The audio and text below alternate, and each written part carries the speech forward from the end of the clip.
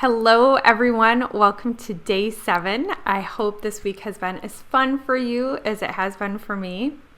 My intent all this week was to come up with easy tweaks that would make our parenting more effective while making it easier. And we're going to continue on with that. Day 7's challenge is to stop over-explaining. When I talk about over-explaining, I talk about it as the vague hope that if we explain our sound logic, that we can avoid the argument with our kids, that they'll just agree to the reasonableness of our request and just do it. But in practice, it doesn't actually work that way. And I learned that I was over-explaining. My friend Cheryl called me out and she's like, hey, stop it. You're just giving your kids material to argue with you with. Like, you're providing the material to them so that they can look for a loophole, and then you get caught in that loophole and they wear you down. And that is precisely what was happening. And around that same time, she's much firmer than I am. And so her approach didn't exactly work for me. And if it works for you, that's fantastic. But what worked for me is about the same time I read this great book called When I Feel Guilty When I Say No. And it was actually a business negotiating book. And what this author's premise is when you're negotiating, and again, as parents, this can be something as simple as we're having spaghetti for dinner, that you need a short statement that you just keep repeating to every argument they have about your request. Okay, so this looks like, and so the purpose of that is so that you don't get caught feeling the need to continue to explain your position. You just keep making a version of that same statement over and over. So how that looks is you tell your kids that you're having spaghetti for dinner and they're like, I don't want that, sounds gross. And you can say, I'm sorry you feel that way, we're having spaghetti for dinner. And they say, well, have you already started it? Maybe you can make something else. How about hamburgers? And they go through the whole thing and you're like, I'm sure we can have hamburgers a different night, but tonight we're having spaghetti. Okay, you see how tonight we're having spaghetti is that short anchoring statement that you just keep coming back to.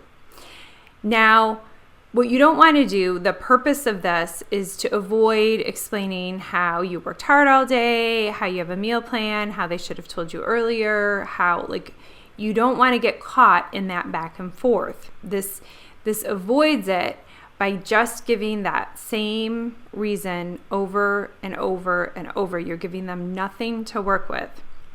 Now, if you don't care what you have for dinner, if you're open to changing your mind, this isn't the place to use it.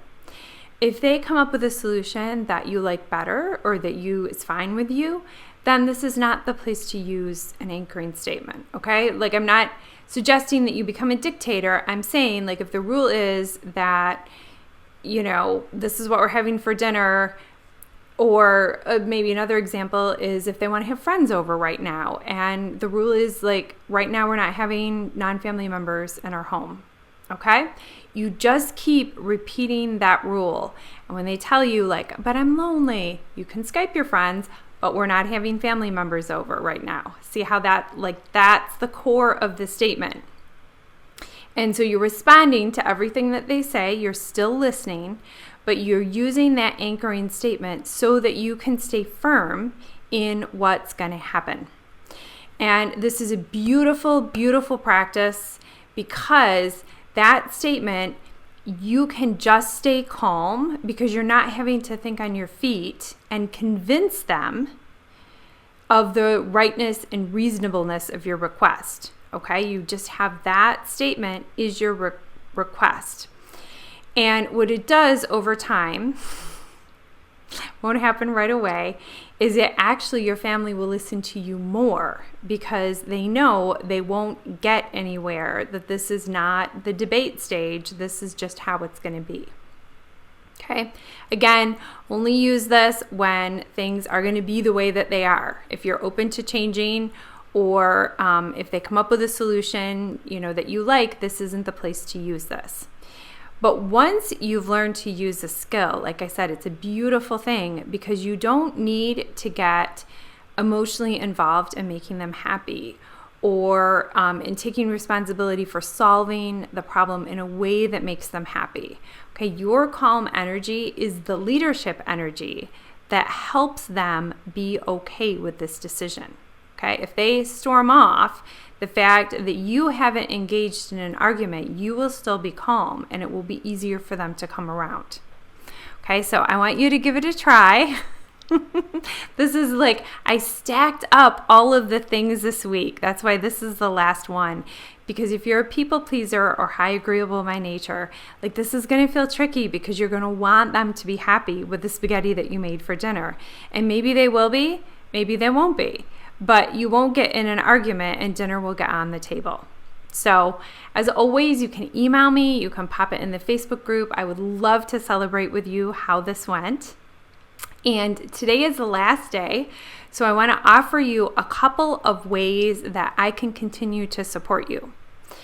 The first is that I have a podcast that I do every week called Parenting Successful Teens. Maybe you heard about the challenge through the podcast, but I love doing them. This challenge was actually inspired by a podcast episode that I did back in November.